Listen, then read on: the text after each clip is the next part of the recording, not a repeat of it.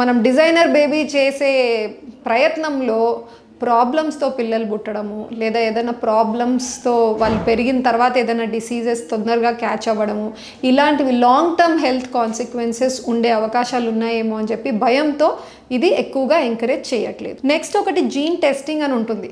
ఇప్పటి వరకు నేను మాట్లాడింది జీన్ ఎడిటింగ్, బట్ ఇంకొకటి జీన్ టెస్టింగ్ అని ఉంటుంది.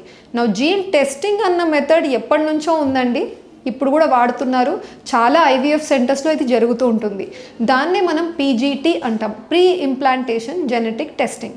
అంటే మీ గుడ్లు కణాలతో కలిపి తయారైన పిండంని, ఆ పిండంలో కొన్ని సెల్స్ తీసి జన్యుపరంగా నార్మల్ ఉందా లేదా బేబీ అని తెలుసుకొని ఈ పద్ధతి ద్వారా బాగుంది అన్న ఎంబ్రియోని మీ గర్భసంచిలో ట్రాన్స్ఫర్ చేస్తాం.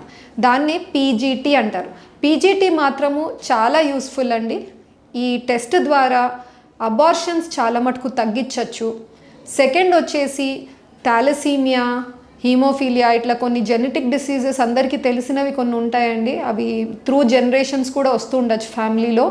అలాంటప్పుడు వాళ్ళకి నెక్స్ట్ జనరేషన్లో కిడ్కి ఆ ప్రాబ్లం రాకుండా ఉండేటట్టు ఈ టెస్ట్ చేసి ఈ పర్టిక్యులర్ ప్రాబ్లం లేని ఎంబ్రియోనే మీరు గర్భసంచిలో ట్రాన్స్ఫర్ చేసుకోవచ్చు.